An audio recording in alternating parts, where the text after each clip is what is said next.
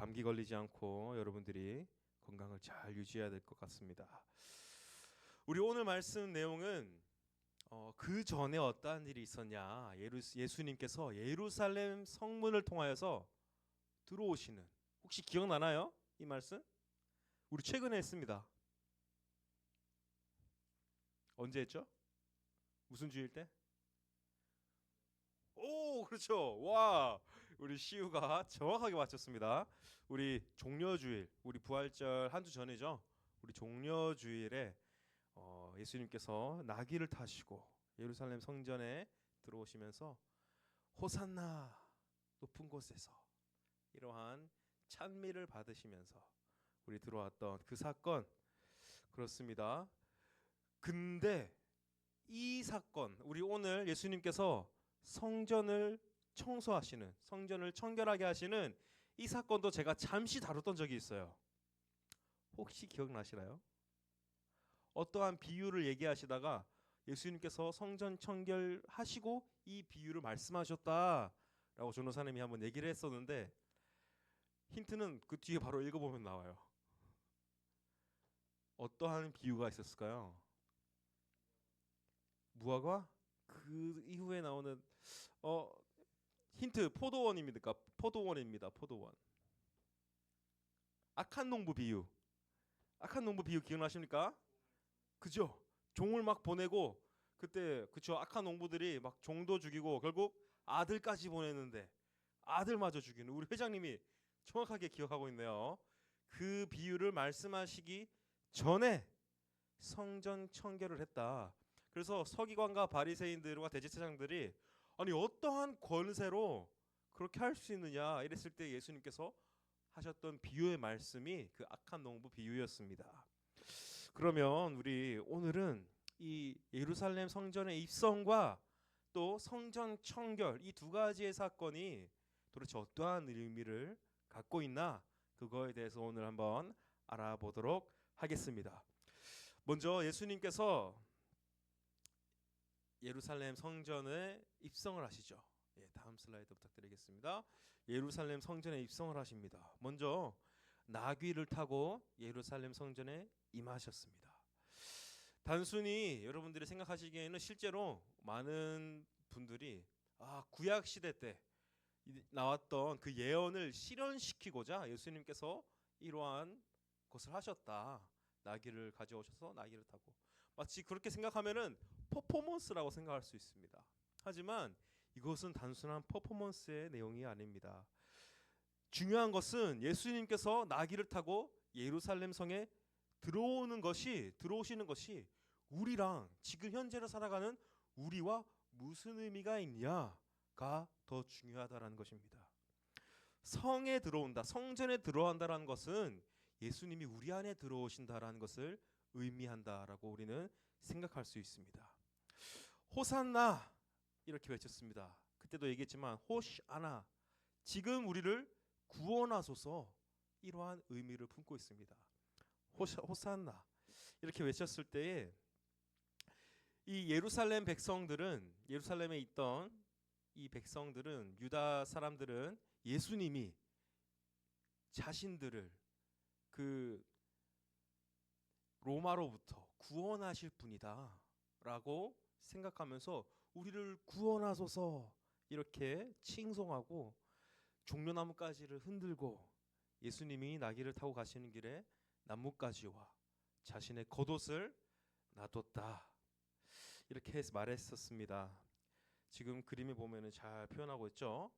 예수님께 나의 모든 허물을 내어놓고 진정한 승리를 의미하는 종려나뭇가지를 예수님께 고백하는 것, 세상을 승리하시는 예수님으로 여기고 그렇게 예수님께 내어놓는 것을 상징하는 것입니다. 단순히 예수님께서 우리를 로마로부터 구원하신다 이 차원이 아니라 인류를 구원하신다라는 그것을 의미한다라는 것이죠.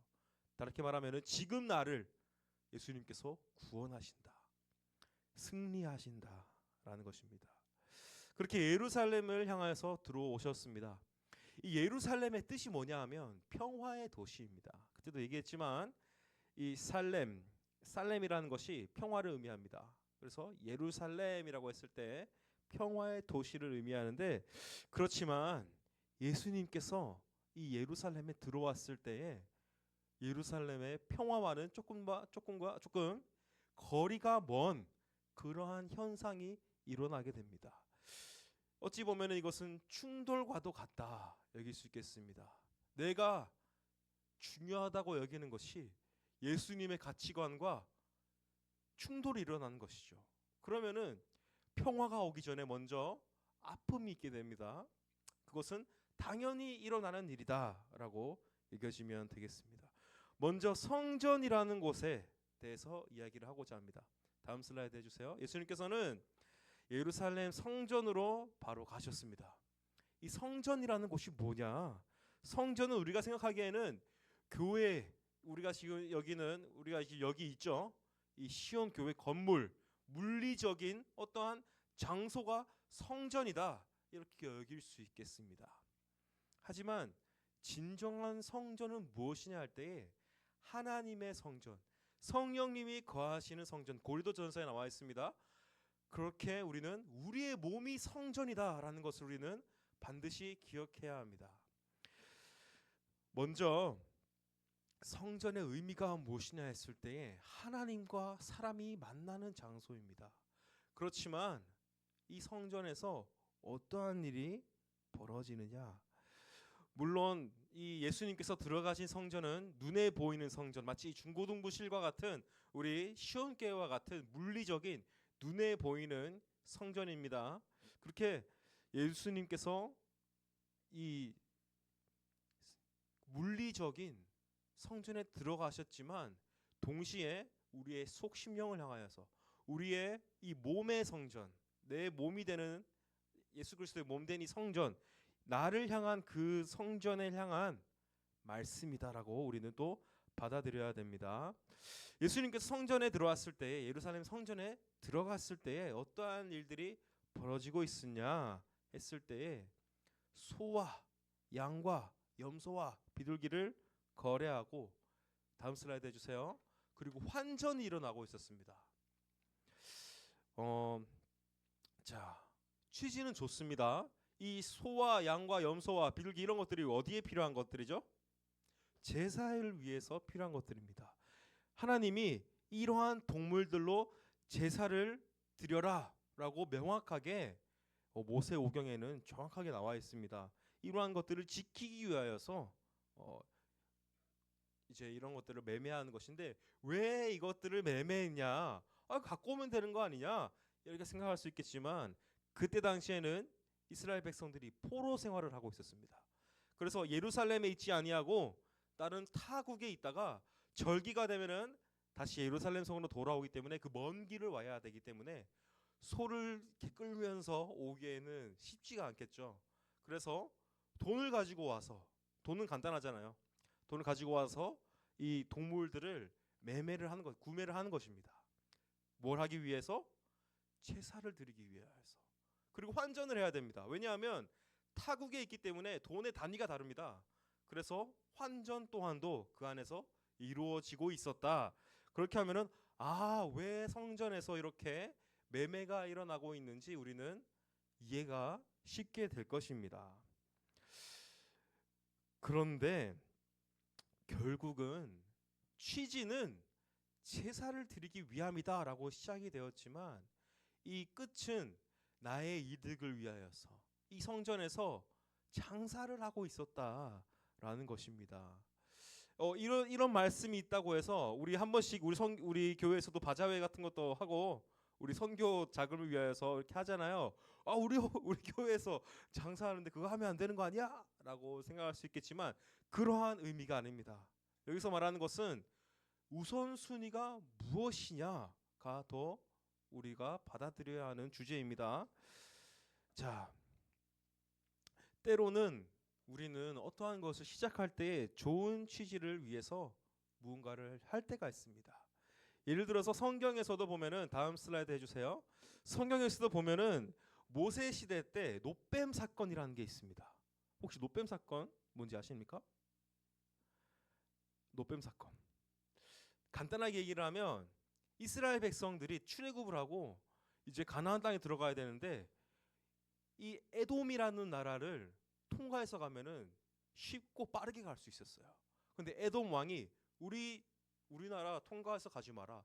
이렇게 해서 이스라엘 백성들이 돌아가게 됩니다. 가나안까지 들어갈 때. 그래서 이스라엘 백성들이 불평을 하게 돼요.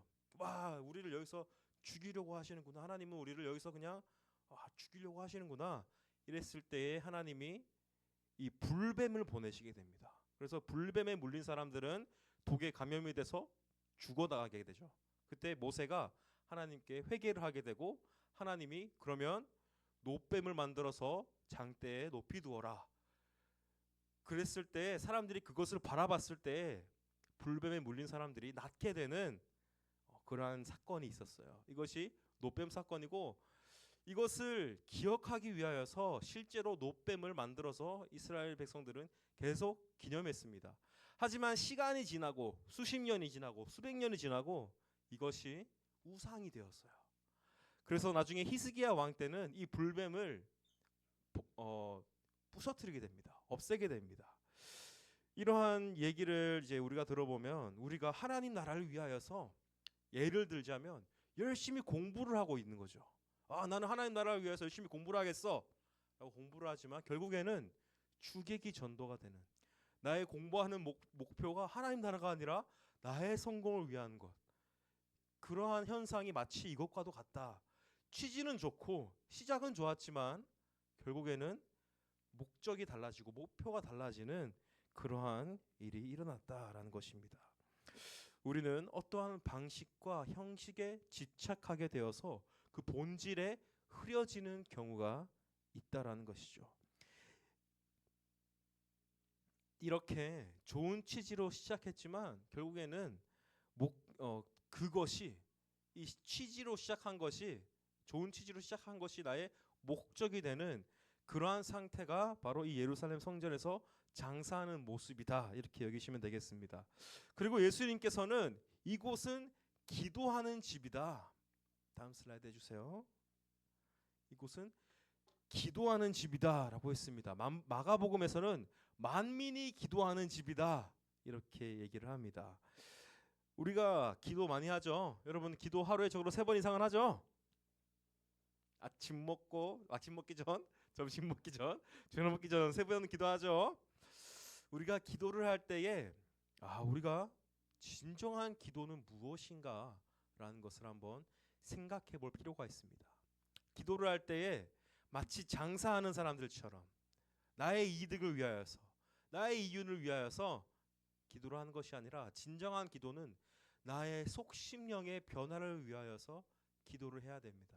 여러분 이것이 진정한 기도의 의미입니다. 만민이 기도하는 곳이 성전이라는 것인데 결국 우리의 모든 것을 온전히 원하는 것은 나의 속심령이 변하여서 하나님과 일치되어지는 것, 그것이 우리가 진정으로 기도해야 하는 내용입니다. 그렇지 않으면 방금 장사하는 사람처럼 주객이 전도되는 그러한 현상과 똑같다라고 여길 수 있습니다. 그것을 예수님께서는 강도의 소굴이다, 이렇게 주객이 전도되는 현상을 강도의 소굴이다 이렇게 표현을 합니다. 우리가 교회에 오는 목적은 단순히 하나입니다. 예수 그리스도를 알아가기 위하여서, 예수 그리스도를 우리 안에 담아가기 위하여서 우리가 교회에 오는 것인데, 교회에 와서 우리가 뭘 좀 더 알아가 볼까. 물론 교회에 와서 교제를 하면서 우리가 알아가는 것은 좋지만 목적이 바뀌는 것은 다른 얘기입니다. 오늘 교회에 가서 아니 이러한 것들을 이뤄봐야겠다, 이런 것들을 공부하는 방법을 좀 더 알아볼까, 아니면 좀 더 나의 인맥을 늘려가 볼까. 여러분들에 해당되는 내용은 아니지만 그러한 것처럼 교회를 나의 장사의 수단, 나의 삶에 살아가는 목적의 수단으로 삼아간다라는 것입니다. 우리가 그 이후에 보면은 이제 예수님께서 맹인과 저는 자들이 이제 오게 돼서 예수님께서 그들을 고치시게 됩니다. 먼저 가장 중요한 것은 우리가 교회에 왔을 때 내가 어떠한 자로 발견되어져야 되냐 했을 때 내가 맹인으로 발견되어야 되고 내가 다리를 저는 자로 발견이 되어야 합니다. 내가 온전치 못한 자로 발견이 되고 내가 결국 온전하게 되는 것은 다른 세상의 수단과 방법이 아니라 예수 그리스도로 인하여서 우리가 눈이 뜨여지고 나의 저는 다리가 회복되어져야 한다라는 것입니다. 내가 다리를 절고 있는데 다른 것들이 채워짐으로써 만족감을 얻게 된다면 그것은 진정한 치유가 아니다라는 것입니다. 주객이 전도가 되지 않아야 된다라는 것을 기억하였으면 좋겠습니다. 그리고 마지막으로 성전에서 호산나 다윗의 자손이여라고 외치는 어린아이들을 두고 예수님께서는 예수님과 이 대제사장과 서기관들은 또 상반되는 반응을 보이게 됩니다. 어린아이를 옳다 여기시는 예수님이 반면에 그 호산나 다윗의 자손이여라고 외치는 아이들을 보고 노하는 대제사장과 서기관이 있다라는 것이죠. 어린아이의 고백은 예수님께서는 옳다 여기십니다. 단순히 어린아이처럼 철없이 행동해라, 네 하고 싶은 대로 해라, 이러한 의미가 아닙니다. 어린아이는 혼자서는 세상을 살아갈 수 없는 연약함을 의미합니다. 마치 어린 양과 같은 마음이다라고 볼 수 있겠죠. 그것과 같이 어린아이와 같은 마음으로 신앙생활을 하는 것은 우리는 받아들여야 하는 것입니다. 어린아이들은 매사에 무언가를 대해갈 때에 타산지석이 아니죠. 수지타산을 계산하고 내가 이 사람을 만났을 때 내가 얻을 수 있는 것이 무엇인가, 이러한 것을 생각하지 않는다라는 것입니다. 그러한 것과 같이 우리는 어린아이와 같이 신앙생활을 해야 한다. 우리는 그렇게 받아들여야겠습니다. 이제 말씀을 마무리하고자 하는데요. 지난주 말씀도 그렇고 오늘 성전 청결에 대한 말씀도 그렇고 가장 핵심의 주제는 무엇이냐 했을 때 방향성입니다. 이 향유 옥합이라는 그 형식이 깨어졌을 때에 그 안에 있는 예수 그리스도라는 향기가 나올 수 있었던 것처럼 단순히 제자들이 향유 옥합을 이 여인이 깨뜨렸을 때 저 돈이면은 사람들을 도울 수 있을 것인데 이러한 나의 생각으로 어떠한 것을 판단하고 이윤을 보려고 하고 그런 것이 아니라 이곳의 목적에 맞게 사용되어져야 된다는 것입니다. 성전 또한도 마찬가지입니다. 성전도 향유옥합과 같은 상징이다라고 우리는 받아들일 수 있겠습니다. 이 성전의 목적은 사람과 하나님이 만나는 곳인데 그곳을 장사를 해가고 나의 이득을 취해가는 것, 그것은 제대로 된 목적에 이루어지지 않는다라는 것입니다. 나 자신 또한도 마찬가지입니다. 성전은 곧 나 자신이라고 했죠. 내가 살아가는 목적이 예수 그리스도여야 되는데 그렇지 못하고 내가 잘 살기 위하여서 내 이름이 널리 알려지기 위하여서 산다. 그것은 나의 삶의 목적이 제대로 이루어지지 않는다라고 우리는 볼 수 있습니다. 우리는 온전한 목표를 가지고 신앙생활을 해야 합니다. 다음 슬라이드 해주세요. 나침반이 있죠. 나침반을 향한 우리가 보면서 방향을 찾아가는 것처럼 우리 또한도 신앙에는 온전한 방향성과 온전한 목표가 있어야 된다는 것입니다. 그것이 바로 예수 그리스도여야 한다. 이제 수련회가 다가오고 있습니다. 여러분, 수련회가 이제 2주도 안 남았습니다. 아마 많은 생각이 들 것입니다. 내가 거기 가서 어떠한 좋은 강의를 들을까? 어떤 좋은 사람들을 만나갈까? 밥은 어떻게 나올까? 전 궁금합니다. 근데 그런 것들을 고민하는 것도 좋지만 가장 먼저 우리가 고민해야 하는 것은, 우리가 잊지 말아야 하는 것은 우리의 목적은 예수 그리스도여야 된다라는 것입니다. 그것이 우리의 목표고 목적이어야 된다라는 것입니다.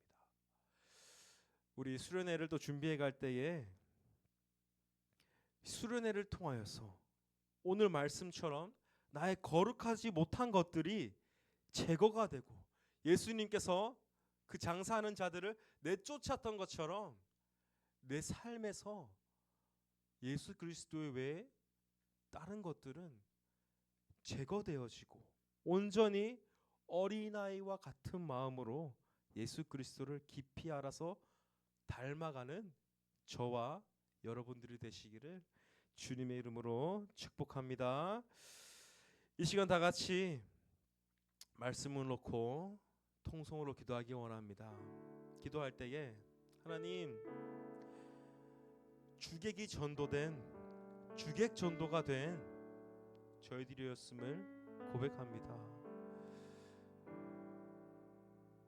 하나님이 목적이 되지 않고 나의 이득, 내가 가지는 것, 그러한 방법적인 것들이 나의 목적이 되고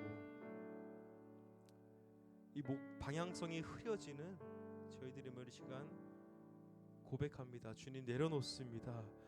온전히 주님만을 알아갈 수 있는 저희 되게 하여 주시옵소서. 어린아이와 같은 심령을 허락하여 주시옵소서. 온전히 주님만을 향하여서 나아갈 수 있게 하여 주시고 방향성이 주님을 향할 수 있게 해달라고 이 시간 다 같이 통성으로 기도하시겠습니다. 하나님 아버지, 너무나도 부족한 저희들이